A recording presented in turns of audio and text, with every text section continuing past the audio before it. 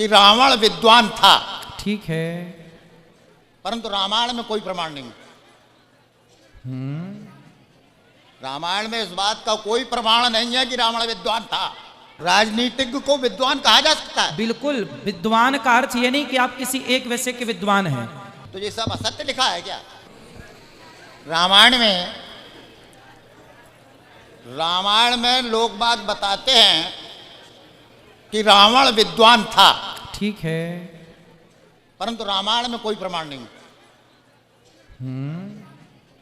रामायण में इस बात का कोई प्रमाण नहीं है कि रावण विद्वान था। ठीक है। अब रामायण में करीब 5-7 रावणों की चर्चा है। हाँ। गोस्वामी जी ने लिखा है। ठीक है। अब उसमें कौन सा रावण विद्वान था ये जानना चाहते हैं। अच्छा, रावण, एक रावण तो हुआ, जलंधर रावण हुआ। हाँ। जय विजय रावण हुए। हाँ। रामचरितमानस के माध्यम से आप जिस रावण की चर्चा सुनते हैं, राम जी ने जिस रावण को मारा, हम लोग जिस रावण के पुतले जलाते हैं, वो कौन सा रावण है ये आप पूछना चाहते हैं। वो रावण है प्रताप भानु। रामचरितमानस में जो सबसे आखिरी में रावण की चर्चा है प्रताप भानु की, वो प्रताप भानु नाम का रावण बना और वही बड़ा विद्वान था। यही बड़ा विद्वान था। विद्वान था। जय विजय भी विद्वान थे जब वो रावण। रामायण में तो ऐसा कोई प्रमाण नहीं। देखिए, हर बात लिखी नहीं जाती और आप बारीकी से पढ़ेंगे तो मिल भी जाएगा। अब रावण विद्वान था। अब लंका में रहने वाला, चारों तरफ से उसकी सेना खड़ी है। एक सैकड़ों साल से, हजारों साल से रावण अपनी लंका का पालन संचालन कर रहा था। ये तो लिखा है। जब रावण मरा तो विभीषण जी रोए। राम जी बोले क्यों रोए? बोले आज इस धरती से सबसे बड़ा नीतिज्ञ चला गया, सबसे बड़ा नीतिवान था रावण। इतना यदि रावण विद्वान ना होता तो सैकड़ों सालों से अपनी लंका का राज्य कैसे चला पाता? राजनीतिज्ञ को विद्वान कहा जा सकता है? बिल्कुल। विद्वान का अर्थ ये नहीं कि आप किसी एक विषय के विद्वान हैं। आप किसी अब देखो, लता मंगेशकर वो भी तो संगीत की विद्वान थी, वो अपने विषय की विद्वान है। Doctor APJ Abdul Kalam scientist थे, वो अपने विषय के विद्वान थे। आर्यभट्ट गणितज्ञ थे, वो अपने विषय के विद्वान थे। तो जो राजनीतिज्ञ है वो अपनी जिस फील्ड में आप हैं और उसके जानकार हैं तो आपको विद्वान कहा जाएगा कि इस क्षेत्र के विद्वान हैं। ठीक है, मान ली हमने आपकी बात की, वो राजनीतिक थे, विद्वान थे। ठीक है। और रामायण में ये चर्चा है, जिसे जानकी जी दुष्ट बता दें, गीधराज जटायु दुष्ट बता दें और लक्ष्मण जी मूर्ख कह दें, तो ये सब असत्य लिखा है क्या? देखो, और जैसे ब्राह्मण श्राप दे दें टोटल। सुनो सुनो सुनो, रावण विद्वान था। कौन सा रावण विद्वान था? प्रश्न ये है हमारा। प्रताप भानु। प्रताप भानु कहां से विद्वान हो जाएगा महाराज? एक तो आपके हिसाब से, सुनो सुनो सुनो, आपके हिसाब से वो मूर्ख था। हाँ। तो फिर मूर्ख मान लो, क्या बुराई? फिर इतना झंझट क्यों है? मान लो मूर्ख, भाई क्या दिक्कत क्या है? लोग बाग यदि आप मूर्ख मानने में संतुष्ट हैं तो मूर्ख मान लो, क्या दिक्कत? तो बताइए आप। नहीं, अब जब आप मान ही रहे हैं मूर्ख तो बताने से क्या लाभ है? हमारी बात तो सुने आप। हाँ सुनाओ। रावण वहां भी गया जहां सेतुबंध रामेश्वर की स्थापना हुई, ऐसा बताते हैं लोग। बताते हैं पर गया नहीं। गया नहीं गया। इसका कोई प्रमाण है? कोई प्रमाण नहीं, ये मनमुखी बातें हैं। अच्छा। और ब्राह्मणों का श्राप झूठ हो सकता है? नहीं, शराब झूठ क्यों होगा? फिर उपजे जदप पुलस्तकुल पामल अमन अनूप तदप महीदर श्राप बस भाई सकल अगरूप। पाप की राशि पैदा हुए। हाँ। तो कहां से विद्वान हो जाएंगे? हाँ, तो मूर्ख मान लो ना, क्या झंझट करना इस बात पर? मान लो, बिल्कुल मान लो मूर्ख। यदि आप रावण को मूर्ख मानना चाहते तो मान लो। मूर्ख तो था ही, तब ना सीता माँ को चुरा के लाया। भाई, विद्वानों की बुद्धि भी मारी जाती है कई बार। तो रावण उसी प्रकार का विद्वान था। विद्वान तो था पर काम सारे मूर्खों वाले किए हैं, इसलिए उसे मूर्ख मान लेने में कोई बुराई नहीं है। रावण मूर्ख था, ये बात मान लेगा। मूर्खता भरे काम किए उसने। बोल, आप तो अपना बोलो। दूसरा प्रश्न, हाँ, रामायण से ही संबंधित है। रामायण में कहीं गोस्वामी तुलसीदास जी ने झूठ लिखा है? झूठ ही लेना झूठ ही देना लिखा है।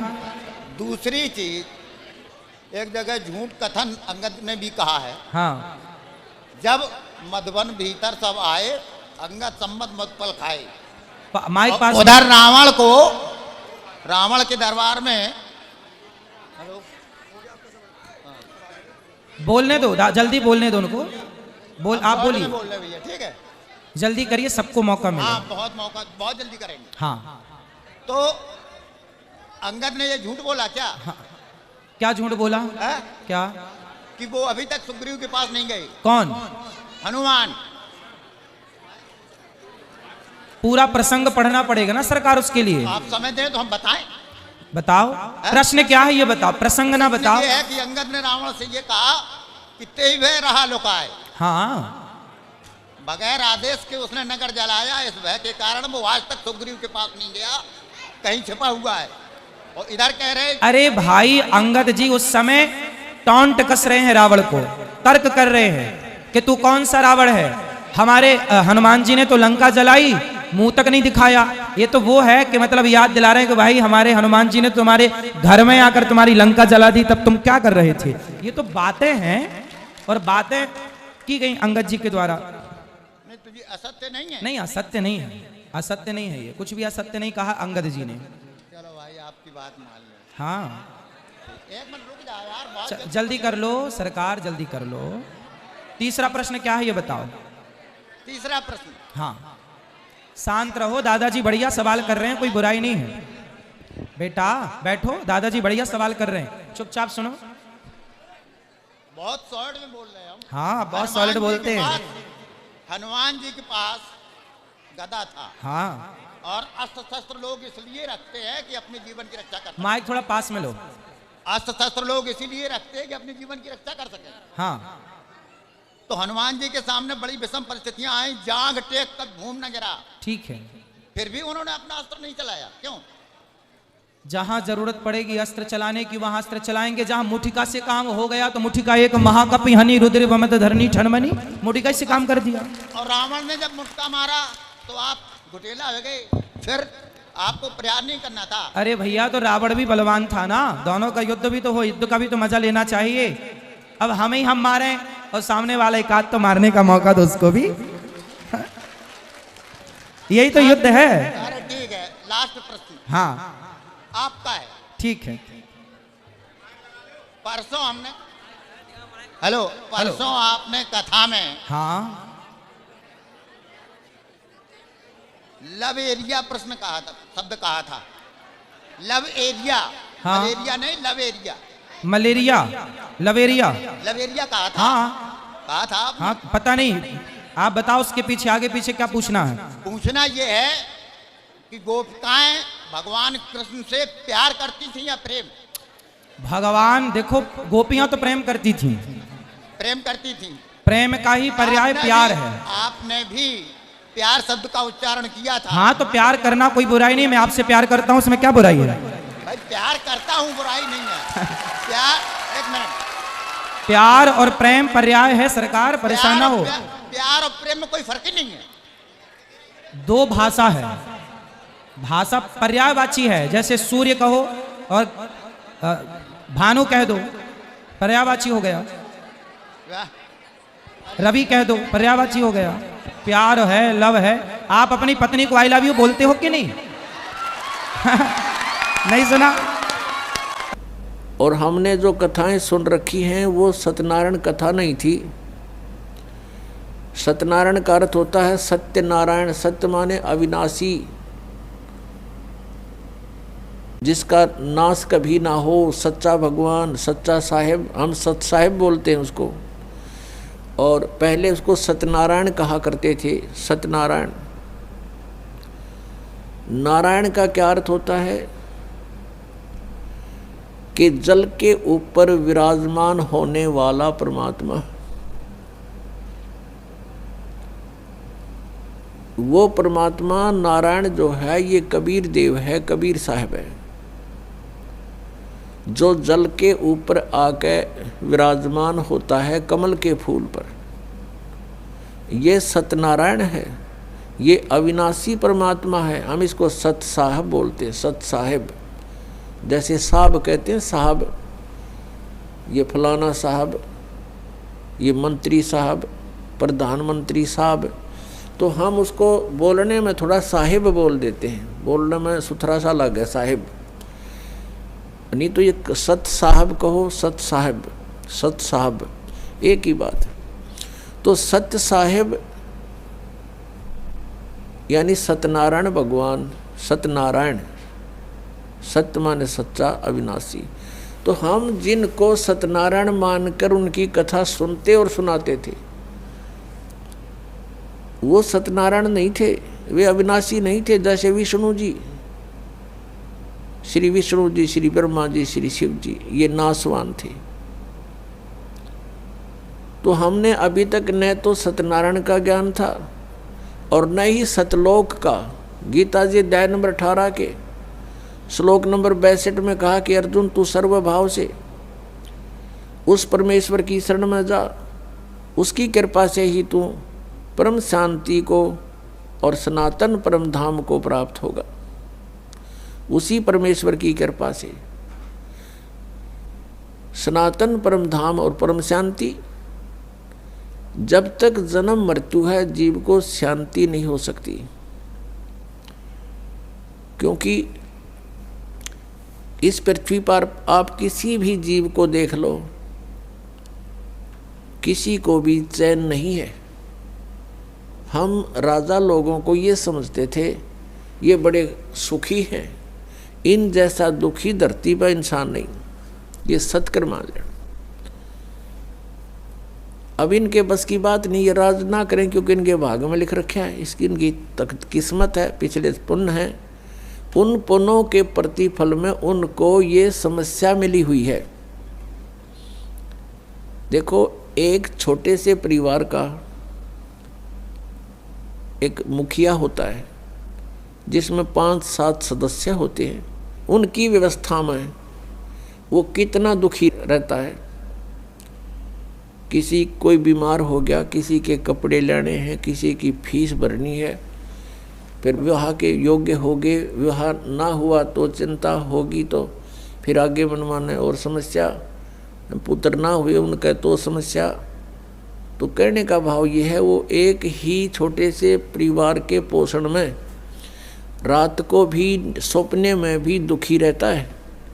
और राजा तो एक बहुत बड़े क्षेत्र का मुखिया बन जाता है, पिता बन जाता है। राजा प्रजा का पिता होता है और उसको कितनी चिंता रहती है, कहीं फ्लड आ गया है तो राजा को धक्कदेसी होगी, कि दुर्घटना होगी तो उसी को समस्या होती है। कहीं कुछ बनाना है, कहीं कोई अशांति फैल गई है, कोई MLA खिसकन की सोच रहा है तो नींद आवा नहीं।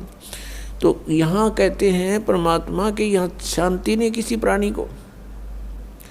राजा लोग, निर्धन तो सोचता है धनवान सुखी, धनवान सोचते हैं कि राजा सुखी। राजा सोचता है कि भाई स्वर्ग में बतावें सुख तो वहाँ होगा। ये सत्कर मान लेना आप। इन राजा लोगों को सुख नाम की चीज नहीं है, सपने में भी नहीं सुख इनको। और फिर ये सोचते हैं स्वर्ग में सुख है। जिन बकवादों को हम सुख मानते हैं वो सुख नहीं है। परमात्मा कहते हैं झूठे सुख को सुख कहे ये मान रहा मनमोद, ये सकल जबीना काल का कुछ मुख में कुछ गोद। बेटा जाया खुशी हुई बहुत बजाए थाल, ये तो आना जाना लगा हुआ है जो कीड़ी का नाड़।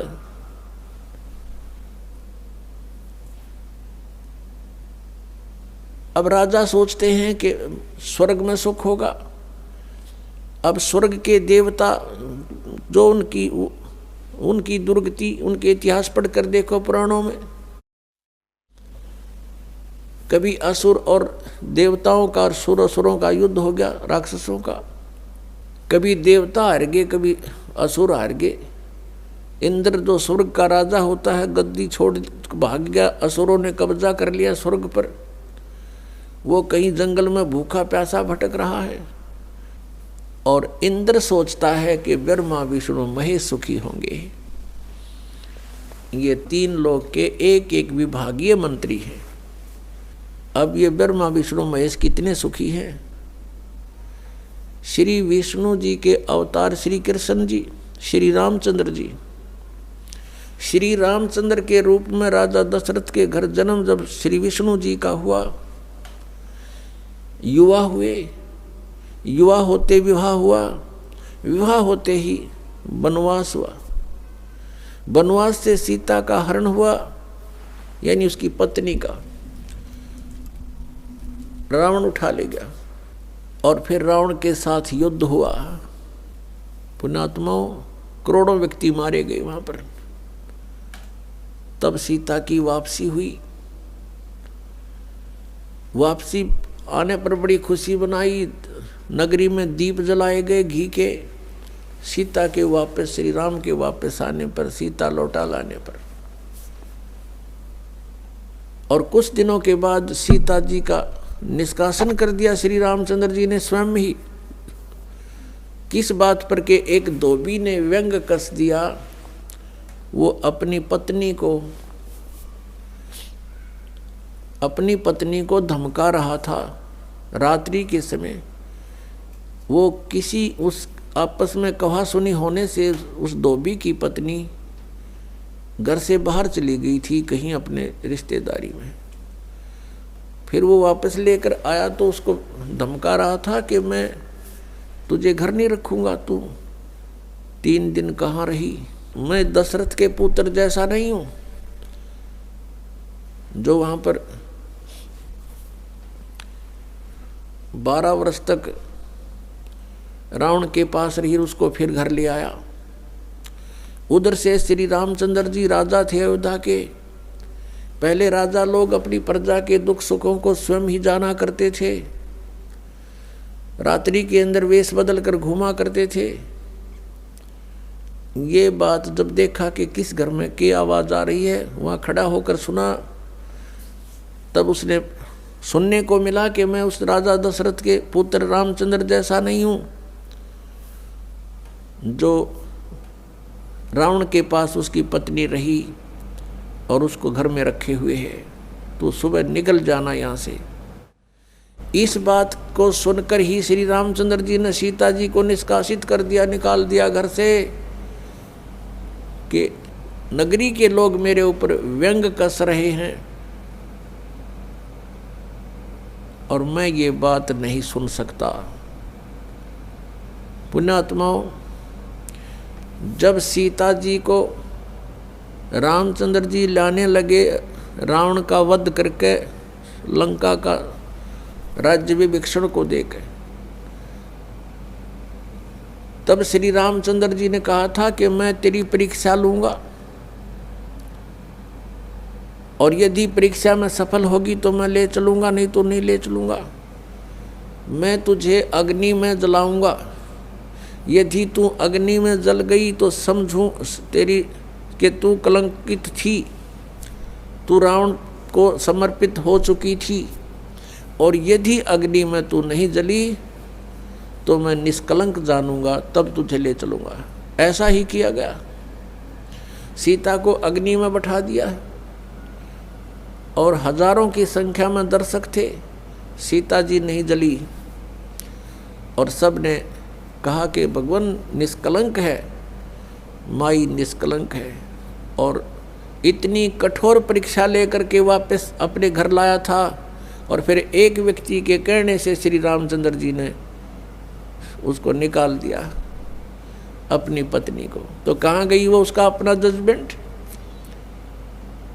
तो ऐसे ये राजा के योग्य भी नहीं थे ये लोग, और हम इनको भगवान मान रहे थे। एक गर्भवती औरत को अपनी को घर से बाहर निकाल देता है, कहीं मरो कहीं जाओ, कोई बात थी? या फिर परीक्षा लेने की क्या जरूरत थी? और क्यों इतनी दुनिया मरवाई, फिर छोड़ देता रहे, रावण के पास ही रहती हो। पुण्यात्माओं, यहाँ का राजा काल भगवान है और ये नहीं चाहता कि यहाँ के प्राणियों को परमात्मा का पता लग जाए, जिस कारण से इसने इनको भगवान सिद्ध करवा रखा था अपने नकली दूतों के माध्यम से। और फिर क्या होता है लास्ट में, श्री रामचंद्र जी ने अश्वमेघ यज्ञ घोड़ा छोड़ दिया कि पूरी पृथ्वी पर शासन प्राप्त करने के लिए कि इस घोड़े को जो पकड़ेगा वो युद्ध करे मेरे साथ। वो घोड़ा उन्हीं के पुत्रों ने, जो सीता जी ने बाहर जाके जन्म दिया था ऋषि वाल्मीकि की कुटिया में। एक पुत्र गर्भ में था, दूसरा फिर वाल्मीकि जी की मिसअंडरस्टैंडिंग के कारण एक घास से यानी कुसा से, या घास होती है डाब, इससे एक लड़का बनाया था। ये अलग कहानी है, फिर बताएंगे। तो वो लव और कुश नाम से प्रसिद्ध हुए। लव तो सीता के गर्भ से जन्म हुआ था और कुश को वाल्मीकि जी ने अपनी भक्ति शक्ति से उसको बनाया था। लव और कुश युवा थे, उन्होंने वो श्री रामचंद्र जी का घोड़ा पकड़ लिया। फिर उनका पिता पुत्रों का युद्ध हुआ तो दोनों ने छक्के छुड़ा दिए राम के, और सीता जी फिर भी उनके हाथ नहीं आई और वो पृथ्वी के अंदर समा गई। और श्री रामचंद्र जी ने आकर के सरयू नदी के अंदर, अयोध्या के साथ से बह रही एक सरयू दरिया, उसमें जल समाधि ले ली इसी दुख में। अब श्री कृष्ण जी का इतिहास देख लो। श्री विष्णु जी अवतार श्री कृष्ण जी, श्री राम वाली श्री रामचंद्र जी के जीवन वाला भोग भोग के वो प्राणी श्री कृष्ण रूप में फिर जन्म हुआ। सारा जीवन दुखी रहा श्री कृष्ण, सारा जीवन जेल में जन्म हुआ, माता पिता कैद में, कभी मामा शत्रु हो गया, कभी पूतना मारने जा रही है, कभी केसी, कभी चाणोर शत्रु हो गया, कभी जरासिंह लड़ने को आ रहा है, कभी शिशुपाल से युद्ध हो रहा है, कवासुनी हो रही है, और कभी फिर कल्यवन आ रहा है। इस दुख में श्री कृष्ण जी ने मथुरा का त्याग कर दिया और ऐसे स्थान पर रहने लगे जहाँ कोई ना पहुँच सके। समझदार व्यक्ति यही सोचते हैं, राड से बाढ़ अच्छी होती है, झगड़े से बचाव अच्छा होता है। श्री कृष्ण जी उन सबको भी मार सकते थे, क्योंकि वो त्रिलोक के में एक विभागीय मंत्री है, एक विशेष शक्ति होती है प्राणी में, वो उनके अंदर शक्ति थी। लेकिन यही सोचा था कि किस किस ने मारूं, या तो सबकी बुद्धि भ्रष्ट। तो श्री कृष्ण जी ने द्वारका बनाई। समुद्र के बीच में एक टापू था जिसका केवल एक गेट था, द्वारिका, एक द्वार की नगरी। और ये सोच करके वहाँ यदि इतनी दूर, पहले तो कोई आवेगा नहीं, ऐसे स्थान पर जा रहे हम, और वहाँ कोई आवेगा युद्ध करने तो हम एक ही तरफ से उसका सामना कर सकते हैं, इसलिए एक गेट था उसका, और बाकी 3 समुद्र था 3 तरफ। तो वहाँ श्री कृष्ण जी चले गए, अपना अधिकतर सारा ही जीवन वहाँ व्यतीत किया। यहाँ तो ज़्यादा से ज़्यादा 18 साल के 20 वर्ष के तक यहाँ रहे थे द्वारका में, और बाकी फिर लगभग 200 वर्ष तक जिए थे श्री कृष्ण जी, और बाकी का समय द्वारका में व्यतीत किया था उन्होंने। तो अब ये जो लोग अनजान संत ऋषि, ये गुरु नकली हमें भ्रमित करते हैं कि द्वारका का उस गोवर्धन का की परिक्रमा करनी चाहिए और वृंदावन अवश्य जाना चाहिए, मथुरा में अवश्य जाना चाहिए, वहाँ हमारे भगवान ने लीला की है, उनके चरण कमल टिके हैं, वहाँ घूमा करते थे, स्नान किया करते थे। अरे श्री कृष्ण जी यहाँ 20 वर्ष रहे थे इस मथुरा में, बाकी 180 साल तो वहाँ रहे हैं द्वारका में, और वहाँ का नामो निशान मिट गया उस द्वारका को। इसलिए वहाँ ख़त्म की द्वारका, समुद्र में डूब गई श्री कृष्ण जी की मृत्यु के बाद, और यादों का विनाश हो गया था, आपस में लड़के मर गए थे, और जो बाकी शेष औरतें बची थी उनको अर्जुन ले आया था, सब खाली हो गई थी द्वारका। उसके बाद वो समुद्र ने डबो दी थी, अंदर चली गई। कारण यही था कि भगवान ने सोचा कि यहाँ आएंगे फिर ये धक्के खान द्वारका में इतनी दूर, इसलिए उसका नामो निशान मिटवा दिया था। अगर आज द्वारका होती तो ये नकली कहते द्वारका में भगवान रहे थे, वहाँ जाया करो, वहाँ बहुत पुण्य होता है। उस द्वारका में तो सत्यानाश होया था, सारे यादों कटका मर गए थे वहाँ पर। आज भी जाते हैं वहाँ बहुत से श्रद्धालु। तो कहने का भाव ये है कि जब तक आत्मज्ञान बिना नर भटके, इस तत्व ज्ञान बिना नर भटके कदे मथुरा कदे काशी।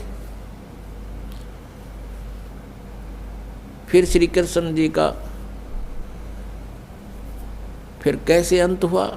श्री कृष्ण जी के सामने पूरा यादव कुल आपस में लड़का मर गया, पोते पड़पोते रिश्तेदार सब आपस में कट कर मर गए। और वो सारा सांग देख कर, वो सारा अनर्थ देख कर जब श्री कृष्ण जी की मृत्यु हुई, एक परिवार के सामने एक आधे की मृत्यु हो जाती है, उसका कलेजा फट जाता है, रो रो के पागल हो जाता है इंसान। तो पुण्यात्माओं, आज तक हमें सत्यनारायण कथा नहीं मिली थी, और ये सत्य कथा है। सत्यनारायण का अर्थ है सच्चा भगवान, और सच्चे भगवान की सच्ची कहानी, सच्ची कथाएं। तो प्रसंग चल रहा है कि परमात्मा ने बताया कि तुम जब तक जन्म और मृत्यु के अंदर हो, सुख नहीं हो सकता, शांति नहीं हो सकती। अब इंद्र सोचता है ब्रह्मा विष्णु महेश सुखी होंगे। अब इन ब्रह्मा विष्णु महेश की आप देख रहे हो, श्री राम की, श्री विष्णु जी की, श्री कृष्ण जी की कैसे दुर्गति हुई। श्री कृष्ण यानी ब्रह्मा विष्णु महेश सोचते हैं कि परमात्मा कोई और है, हम सुखी नहीं हैं।